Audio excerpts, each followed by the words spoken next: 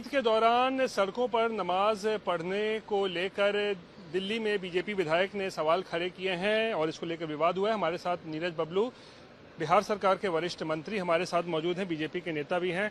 क्या कहेंगे जो मांग अब उठाई जा रही है बहुत जगह राज्यों में भी कि ईद के दौरान सड़कों पर नमाज नहीं पढ़ी जानी चाहिए, क्या कहेंगे?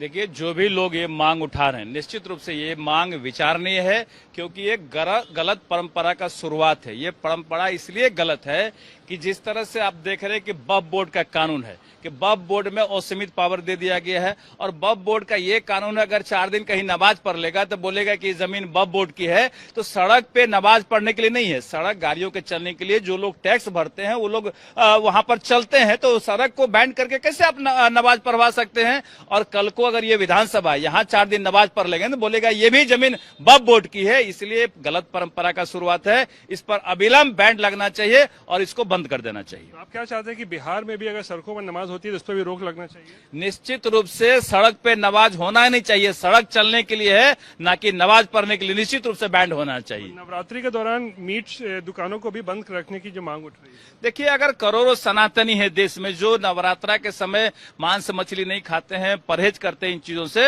अगर वो उठा रहे हैं डिमांड, तो अगर नहीं ही खाते हैं तो बैन कर देना चाहिए। इसमें क्या दिक्कत है? तो फिर सवाल ये भी उठता है कि नमाज तो पढ़ेंगे कहाँ वो लोग? मतलब नमाज पढ़ने के लिए जगहों की कमी नहीं है। नमाज पढ़ने के लिए उनका मस्जिद है, मदरसे हैं, और ना कहीं जगह है। तो इतना कब्रिस्तान में जगह घेर कर रखे, उसमें क्या करेंगे? उसमें तो मुर्दा दफनाया नहीं जाता है। एकड़ का एकड़ घेर कर रखे, वहां भी नमाज पढ़ सकते हैं, वहां जाकर नमाज पढ़े, क्या दिक्कत है? चलिए, शुक्रिया। तो ये थे बीजेपी के फायरब्रांड नेता और सरकार के मंत्री जो साफ तौर पर कह रहे हैं कि सड़कों पर नमाज पढ़ा जाना जो है बिल्कुल गलत है और बिहार में भी इसको लेकर मांग कर रहे हैं कि इस पर जो है रोक लगनी चाहिए। कैमरा पर्सन दीपक कुमार के साथ रोहित सिंह, पटना।